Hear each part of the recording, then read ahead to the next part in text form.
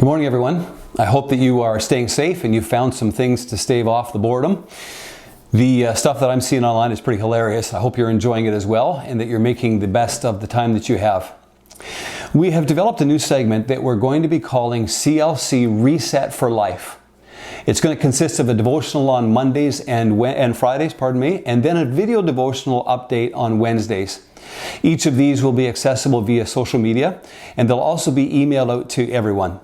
Our hope is to give you some encouragement, to give you some hope, to give you a sense of the positive promises God has and the positive principles in light of what this world is experiencing. We truly believe that this is the church's time. This is when the message that we have been teaching for thousands of years will finally fall in receptive ears. We want to strengthen people. We want to give them something that will lift them up and something that will help to reset their perspective, their spirits, and their hearts. We hope that you'll enjoy it. Feel free to pass it along to anybody that you think might want it or need it. You're welcome to do that. This morning, I want to remind you of what Jesus said in Matthew 6:25-30. He said this, "That is why I tell you not to worry about everyday life, whether you have enough food and drink or enough clothes to wear. Isn't life more than food and your body more than clothing?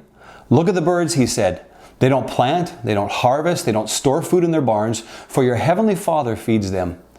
And aren't you far more valuable than they are? Can all of your worries add a single moment to your life? And why worry about your clothing?" he said. "Look at the lilies of the field, how they grow. They don't work, they don't make their clothing, yet Solomon in all of his glory was not dressed as beautifully as they are. And if God cares so wonderfully for wildflowers that are here today and thrown into the fire tomorrow, He will certainly care for you. Why do you have so little faith?" Jesus ended up saying. You know, I woke up this morning to the birds singing outside of my window. Yesterday I noticed the green grass was growing below my tree out front in my yard. And in my garden, new plants are starting to sprout. It's almost like somebody forgot to tell nature that there's a pandemic going on. In spite of all that's going on around us in the world, nature goes on its merry way, doing what it always does, not worrying about where the next meal is going to come from or how it looks. That's the way nature is. You know, we've been working through a series on faith, and it's really crazy to me how timely this is. Jesus ends up this text by asking, "Why do you have so little faith?" In other words, He's calling us to trust God just like nature does. To not worry, not fret, but instead be focused on taking care of business and doing what we've been created to do. And so the next time that you hear a bird sing or you see new life coming in the garden or on the lawn, can you just remember that God is saying to you, "Hey, don't worry, I've got this. I can take care of the birds and I can take care of you." I want to challenge you to keep your faith in God and to prove Him right. This is a perfect time to do this. The lessons that you learn now are going to stay with you when all of this is over, and you're going to benefit from it. So be encouraged today, friends. Our loving God hasn't forgotten about you. He still loves you, and He's still providing for you. He still has a plan for you in your life. You are valued, you are loved, and you are blessed. Just a few quick reminders for you. Number one, our life groups will be starting next week. Dave McCarthy's is going to be on Sunday. Keith Preston's on Monday. And mine and Andrew's will be on staggered times on Tuesday. You can check your email for a list of the topics, and then you can send us an email using either your phone, or using your phone, type Life Group to 905-686-1411. You'll get a link to a video conferencing platform that we are going to use to connect everybody. You can simply follow through the steps to log on and then get a chance to connect with the rest of your group on any particular night. We are absolutely looking forward to seeing each of you again.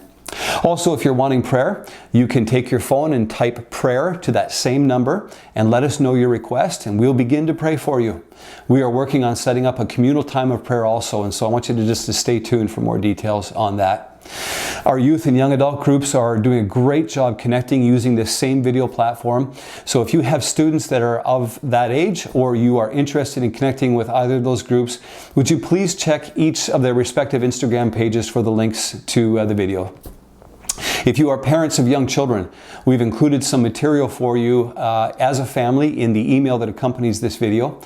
Every Wednesday, we're going to be putting out something together for you to access. And of course, you can research on your own online to see what you can find as well.